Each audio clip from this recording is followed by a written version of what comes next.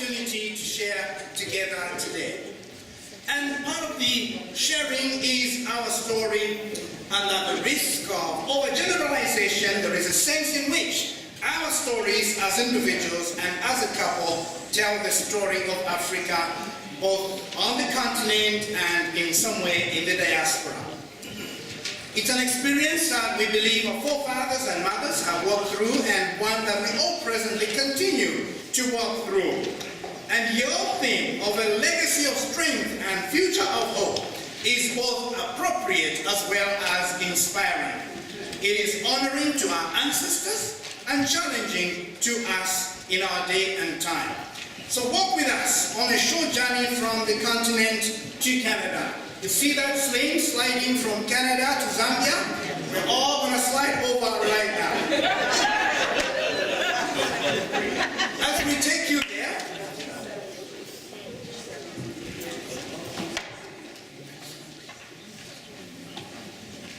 and so as we slide over there, we begin with a look at our families. I am one of 7 children born to Gabriel Mutale Chinasa and Jennifer Chewe Mutale. And as a young bride, my mother miscarried 5 times while in the village, leading people to say that perhaps some people had put a curse on her and my father. That view, combined with significant poverty and lack of medical services, forced my parents to consider moving to the nearest city. But it was a hard act because distances were long, resources and transportation were rare. But in the late 1940s, my father, along with 2 other men, walked for over a month to reach the nearest city. What they carried for food was dried cassava and peanut butter. And the grace of people along the way allowed them resting places in transit. It took tremendous strength and willpower to make those journeys, and not everyone was up for the challenge. After several months of hard work, Dad had earned enough money to send for his wife, and altogether, my mother ended up with 16 pregnancies, 11 live births, and 7 surviving children.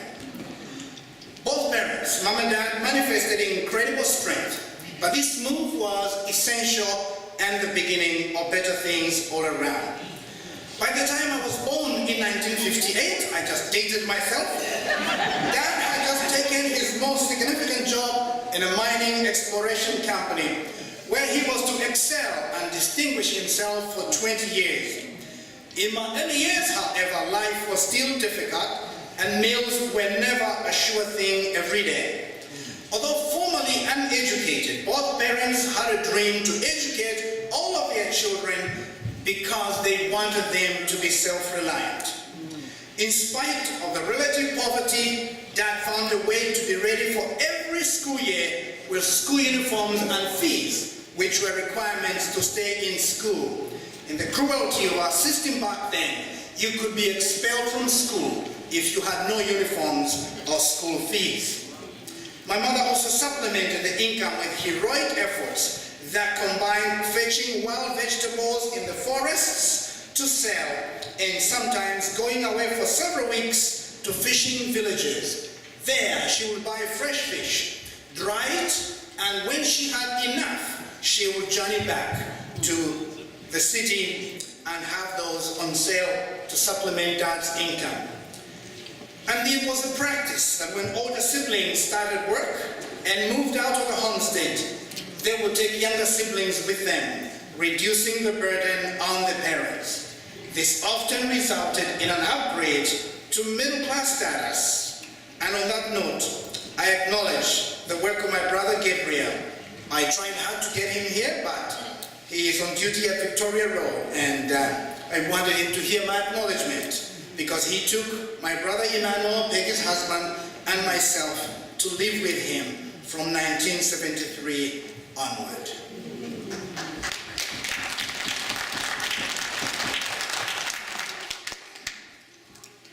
I come from a family of 8.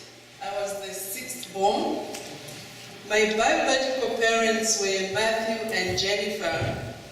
and we are told that fearing unchristian rituals of royalty, my pathetic grandfather ran away from being a chief.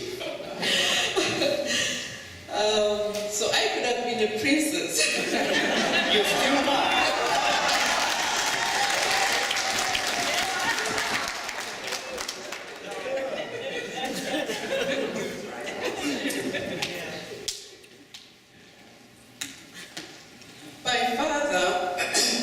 My biological father worked for missionaries, and because of that he was able to read and write, something that a lot of local people in his days were not able to do. He also became a skilled hunter and later a storekeeper. My maternal grandfather was a successful businessman and later passed on his wealth to his children. That included my mother. So my mother's family was quite affluent. Due to promising prospects, my parents moved from our country, Zambia, to Congo, which is just above. That's where my grandfather and his the men had moved to. So my mother, when she got married, she moved and joined them as well, and the two of them joined the family business enterprise. With increased educational opportunities, our oldest sister Rose trained as a nurse, got married and settled in the capital city. She and her husband Petros took me from the age of 4 and raised me along with 4 others. Just as Elias had said, those who get educated normally take the younger siblings and other relatives. So it was my 3 siblings and 2 nieces. So we grew up in a family of 5, and I was the oldest in that family, although I was the 6th born in the other family. So both parents valued education and assisted to educate directly and indirectly over 100 relatives.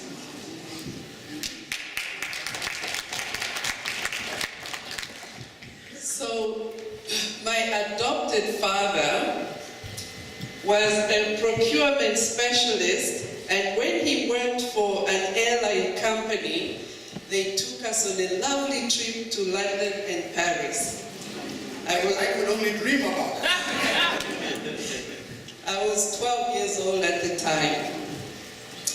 My adopted mother, Rose, retired as a director of nursing at the largest hospital in the country, and later moved to England, where she worked for 25 years after retirement.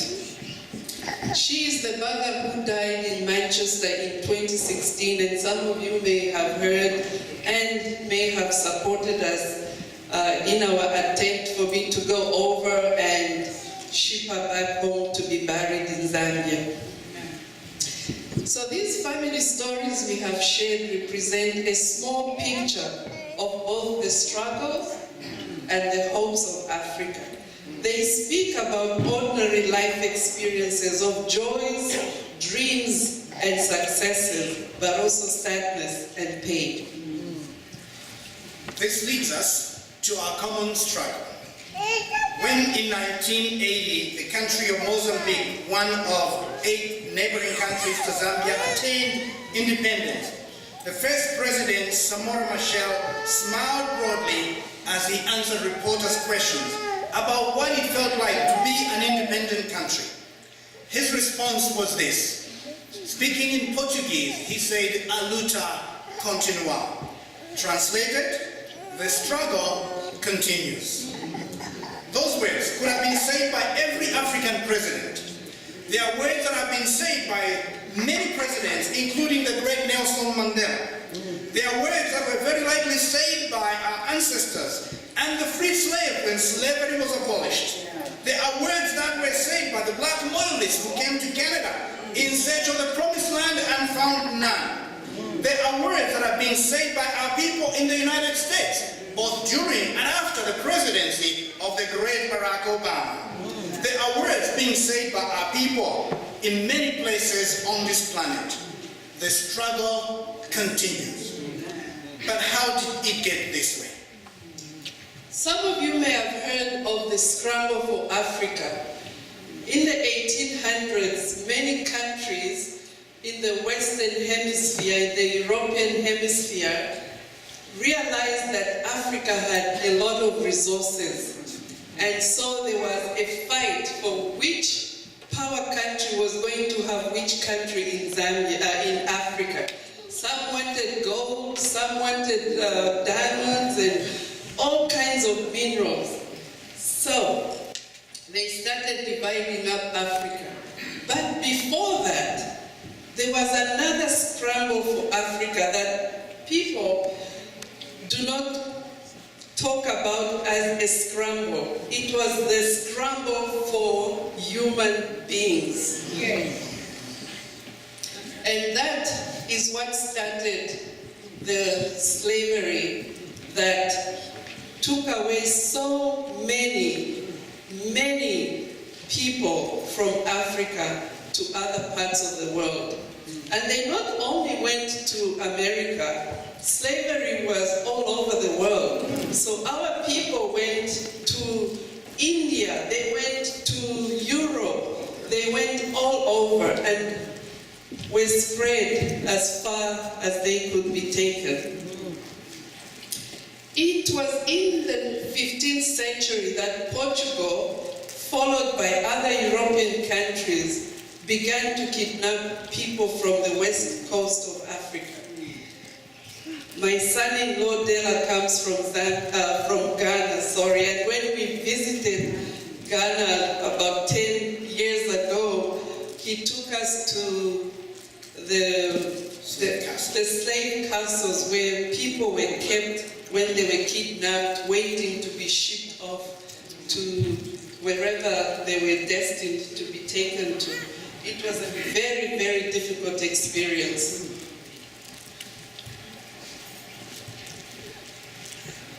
So the first African slaves arrived in North America in 1619. That is why this year marks what year? 400 years since the commencement of slavery. Understand this, beloved ones. Every able-bodied person that they could capture was taken. Collectively, the large-scale slavery to Europe, Asia, and America took nearly 50 million people from the continent during the peak slavery years. It is known that many died in transit. Africa lost the bulk of her human resources to slavery.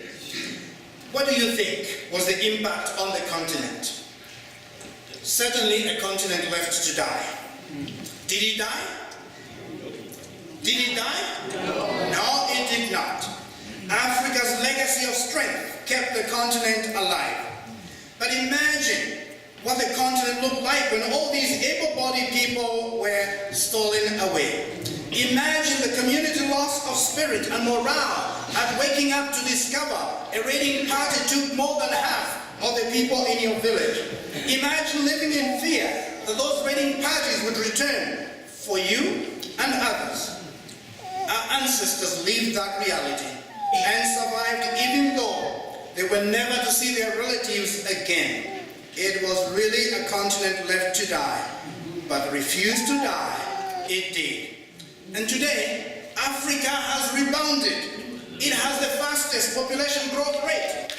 Yes, we have outstripped Europe. We have outstripped the Americas in population, ranking now only second to Asia's 4.4 billion people at Africa's 1.2. Resilient Africa is on the rise because of its legacy of strength. Resilience in the diaspora. The second point of resilience is found in the lived experiences of those taken as slaves. Many of us have heard these stories. Many of us have lived stories. But they had to learn to live under the severe subjugation and find means of survival while building economies whose benefits they were not allowed to enjoy or participate in. But our resilient ancestors survived all the trauma that they went through.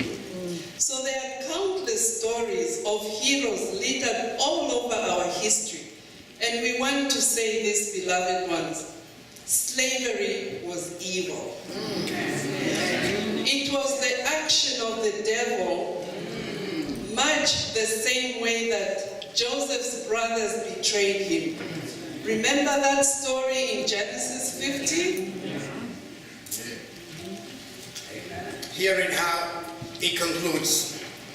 In verse 19, Joseph said to his brothers, "Do not be afraid, for am I in God's place?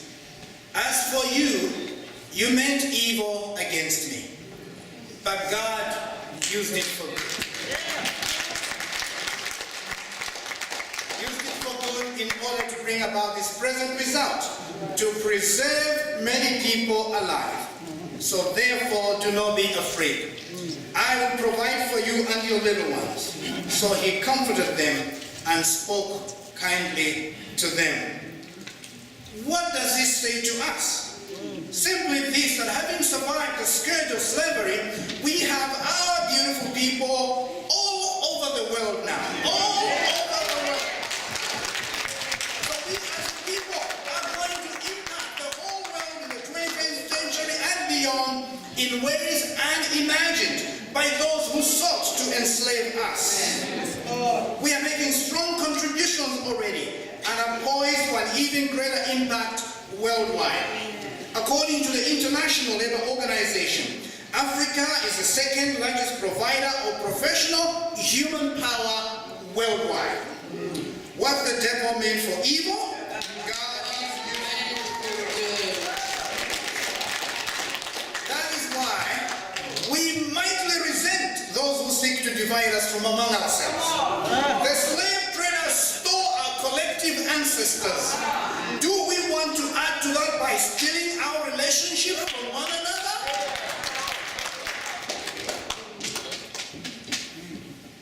That is to play the enemy's game.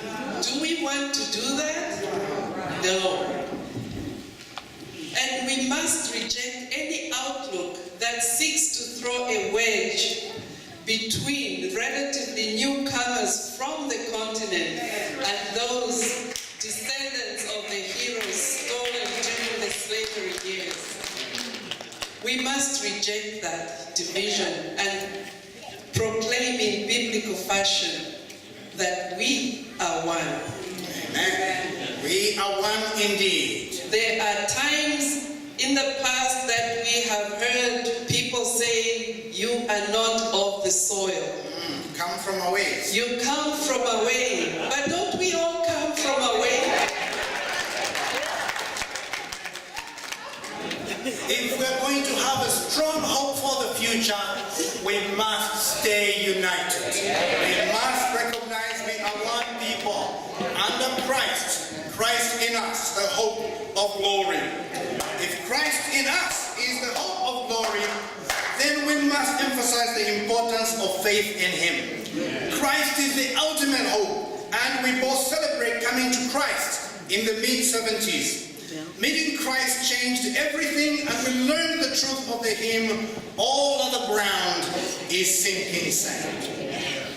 Documentaries on the history of slavery show that while the slave masters sought to break the spirits of the African people by torture, their faith in God sustained them.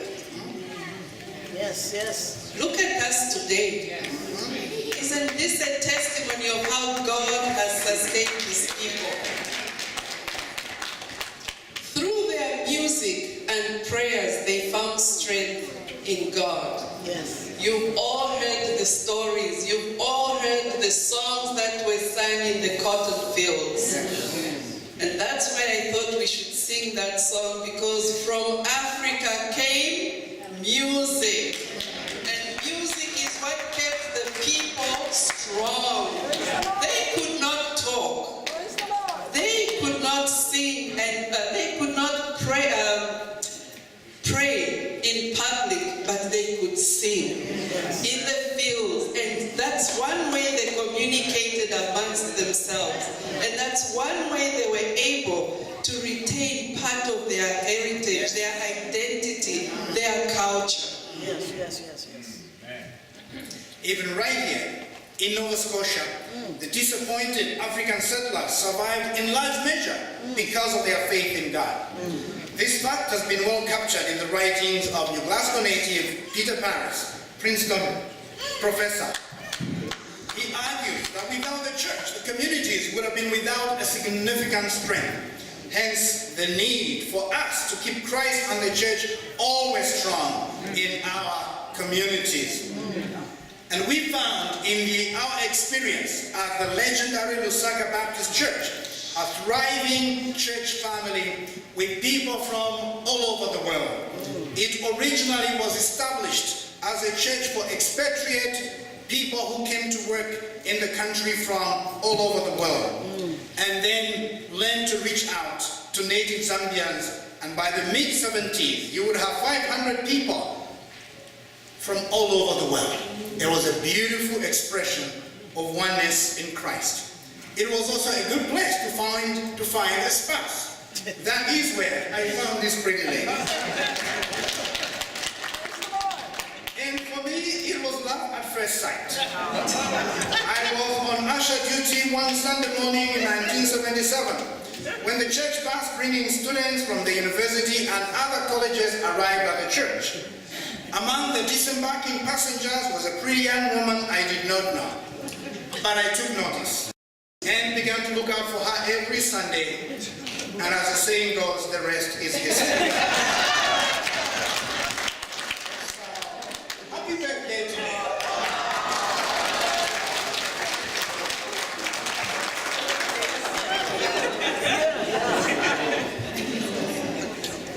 I noticed him first during our first joint leadership meeting. Both of us were on the leadership team of our InterVarsity Fellowship groups in the different colleges we attended.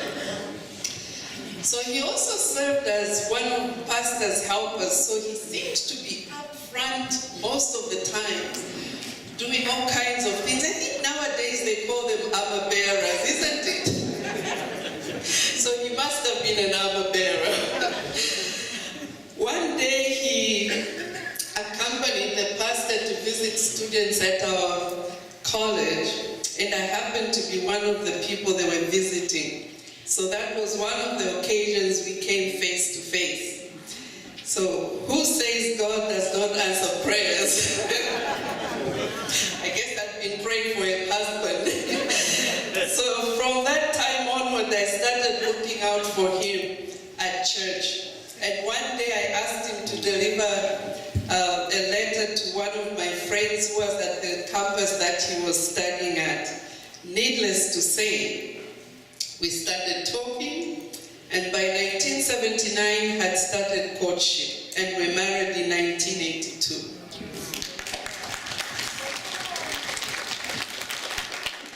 With life's up and downs, joys and sorrows, achievements and disappointments, we are now in our 37th year of marriage. With 4 daughters, 2 of them here, 2 grandkids to show for it. And please hear this, beloved ones, we did not have to be perfect to make it this far. Our trail has its fair share of life's pains, but our God is stronger than every challenge. And we have been man and woman enough to stay, as the saying goes.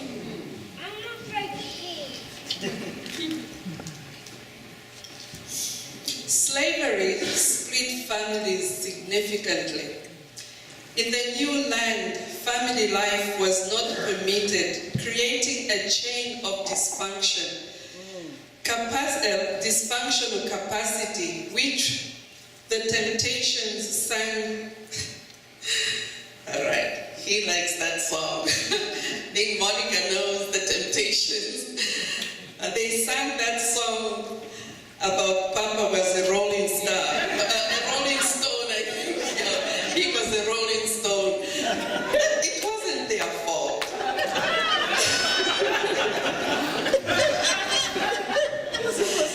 So having regained the right to family life now, let us be resolute in maintaining strong family lives in order to pass on the legacies of love and stability in families to our children.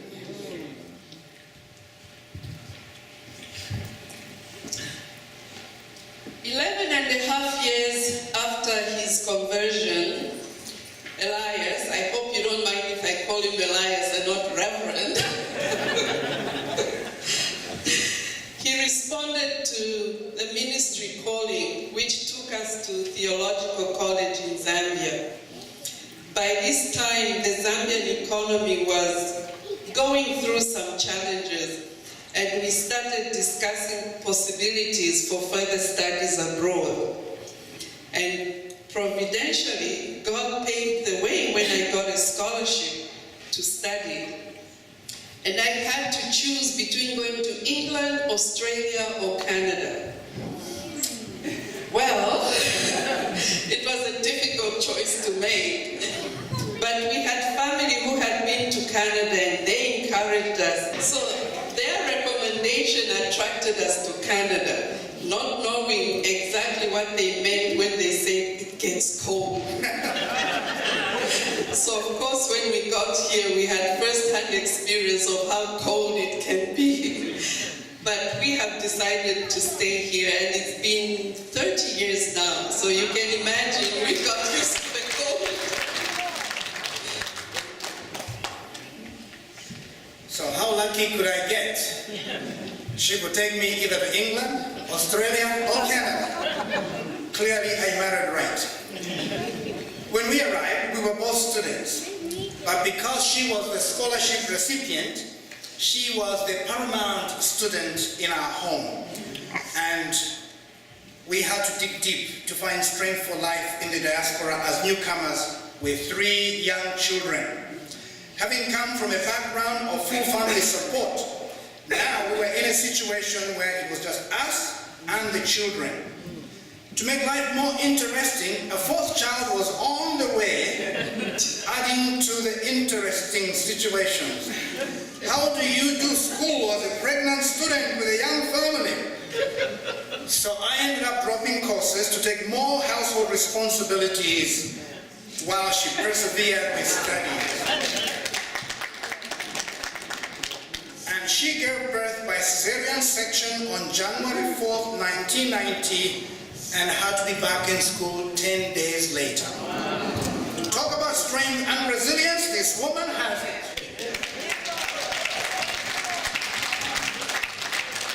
So we thank the Lord as a family, and we have been so blessed with all our children.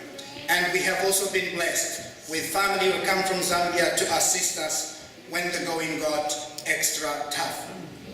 And for a while, we were the only Zambian family in Nova Scotia.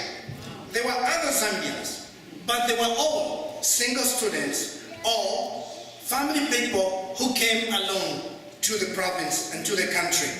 And so we began to create a sense of home, away from home, for everyone. They came for Christmas, Thanksgiving, Easter, and Zambian independence gatherings. They often brought their friends as well. And sometimes they brought their problems too. Some of the problems were school related. Sometimes they were immigration cases. Some were relationship issues. We were active in solving problems on many fronts, mediating cases of unplanned pregnancies. One day she fed a record 77 people who had come home one Thanksgiving. 77. And this led to the birth of the Zambia Nova Scotia Association, which is still thriving today. And she had the honor of serving as the first president for its first several years of existence. doing so, this created a family for our children as well, so that they could have the experience of the extended family whom they were missing by growing up in the diaspora. It was not uncommon when the children were growing up to come home and say, why are we the only ones who don't go away to our grandparents for Christmas or Easter or any March break? Or March break, yes. So when we started these gatherings, it did create a sense of belonging. And that's one good thing about even church. We create a sense of belonging for each other. So after our studies, eventually we got to finish. It took longer than we wanted, but because of all the unexpected changes in our family life, we took a little longer, but God was with us and we got through. So after our studies, Elias got a summer job in the Annapolis Valley while he was waiting for me to finish one course. Actually, I still had one course. And one of the churches in the valley, in the Annapolis Valley, went to the Divinity College and asked the principal if he had any students that they could use for the summer. And the principal said, well, I do have one African student who seems to be needing something to do. If you can make use of him, you can take him. So we went for the interview and started that summer job, which lasted 8 years. To survive as a minority, one has to be effectively twice as busy as the normal person. And this man worked hard, because after the summer, the church came to us and said, is this how you work? He said, well, I'm just trying my best. They said, well, if this is how you work, can you stay one more year? And after the 1 year, they asked him to stay indefinitely.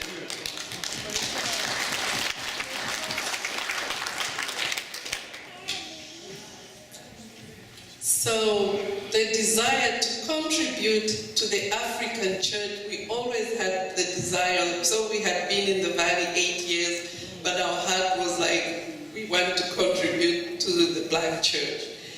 A call came from Victoria Road and we gladly accepted it. And so we moved to Dartmouth. And after being pastor for 4 years in Dartmouth, his peers nominated him to serve as regional minister, which he was honored to do and did for 10 years. We thank God for the opportunity to minister and to be a support of strength among the people. And after 25 years of dedicated service as pastoral and denominational leadership, it's been our privilege since 2013 to be involved in the missionary work in Zambia, in our attempt to make a difference in the homeland. When we came to Canada, we thought we were on a short-term plan, but God had another plan, and so we have been here for 30 years, 31 this coming August.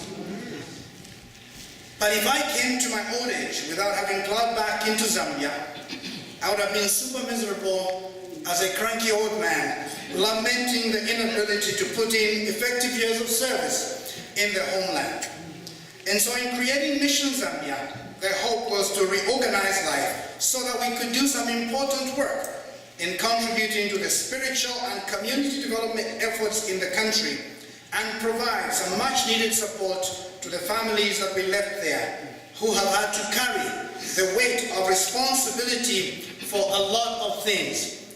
I have 4 sisters there who look after Mom, and every year Mom wishes one of the 3 brothers will be back home permanently to help carry the weight. And so we try to assist with the opportunities God gives. and thank you for your continued strength and support for Mission Zambia.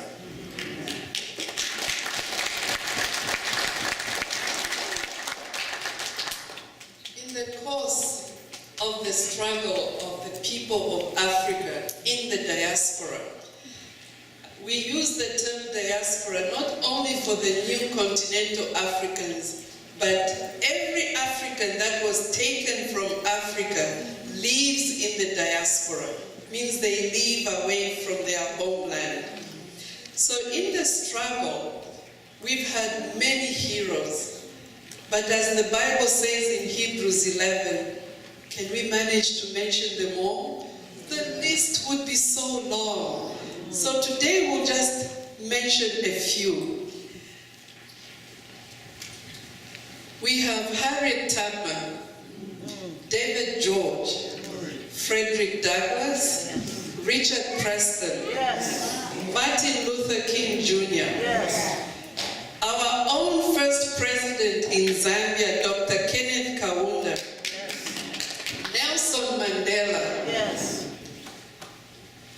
Barack Obama, the first African president of the United States, Rosa Parks, Viola Desmond, Elder Wayne Adams, Her Honor Mayan Francis, Senator Wanda Bernard, Dr. Perry Paris, and to name so many others, including many pastors who have pastored our churches tirelessly over the many centuries.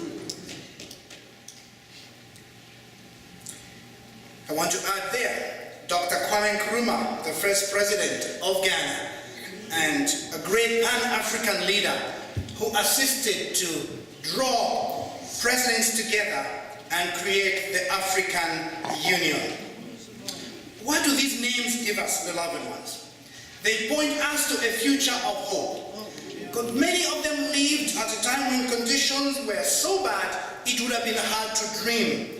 But they were gallant fighters who saw a better day, like Abraham of old. They saw a good day and were glad. So they rallied and organized for that hope. And they are just a few of the heroes. These are just a few of the heroes we have mentioned. Along with them are countless unsung heroes who kept communities dreaming and moving in a forward line direction. Now, if Martin Luther King could dream in 1964 about a president of African descent in the United States within 25 years, how much more should we dream? So when in 2008, Barack Obama became president, it was 44 years after the prediction, after the King prediction. But he had a dream, and he worked hard to fuel that dream. We are convinced it was no accident that this first black president of the US was a mix of African and American. Just in case some were tempted to say he was either only African or only American.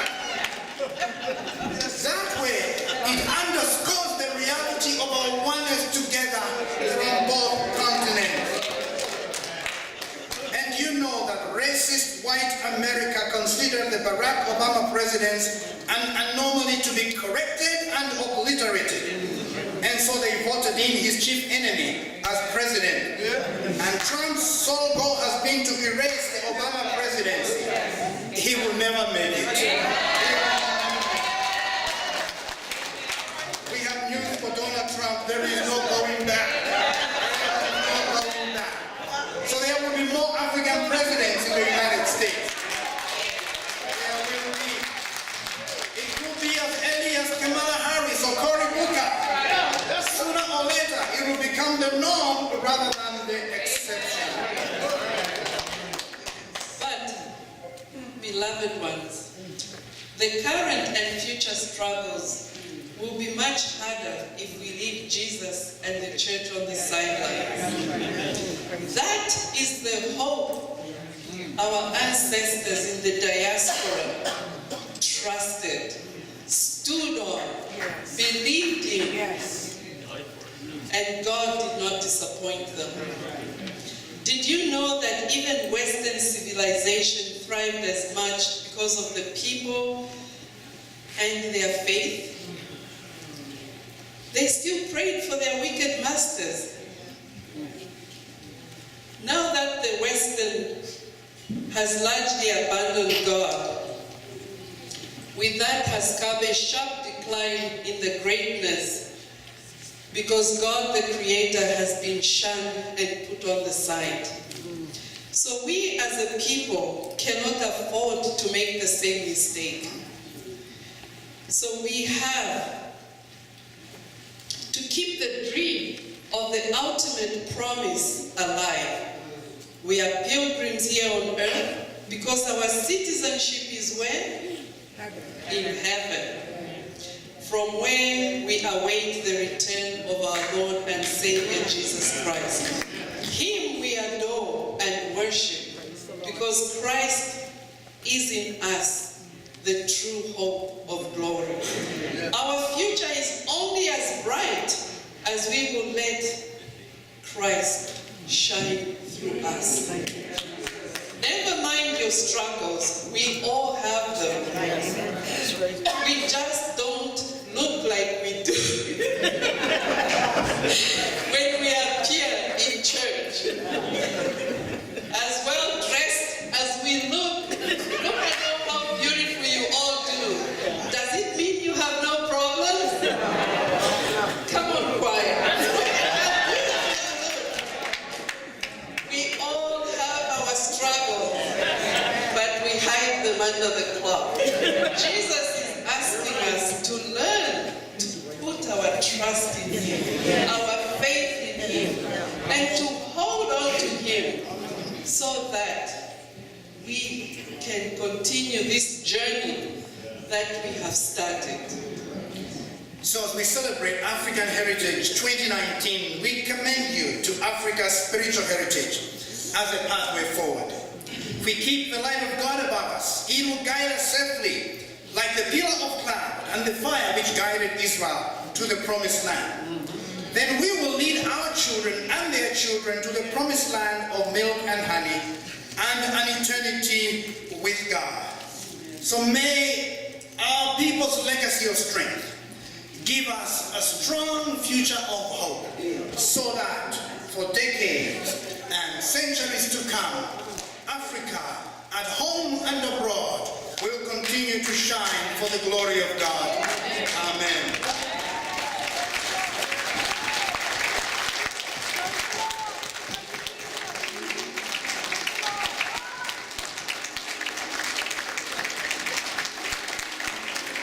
Finish off with a poem that our daughter Mercy will read.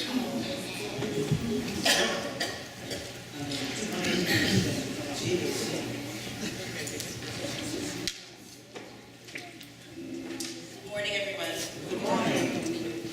So the poem is called Africa, My Africa, written by David Diop. He was born in France in 1927. His father was from Senegal, his mother from Cameroon, and he grew up in France and West Africa, being very aware of both cultures and traditions.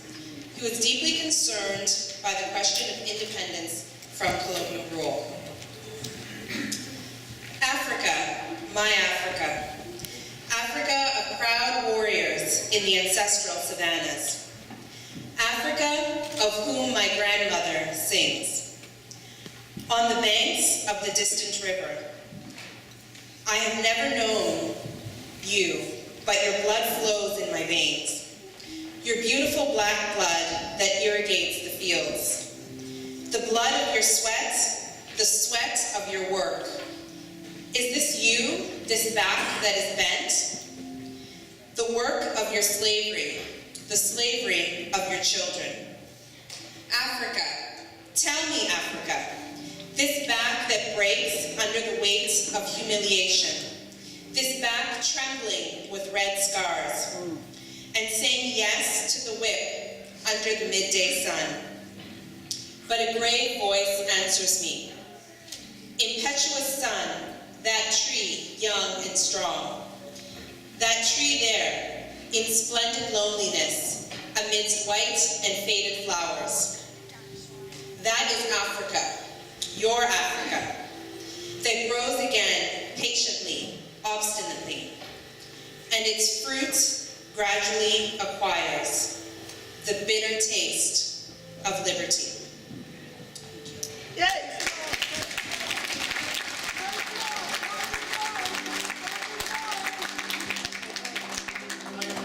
Looks up to thee, thou Lamb of Calvary, Savior divine.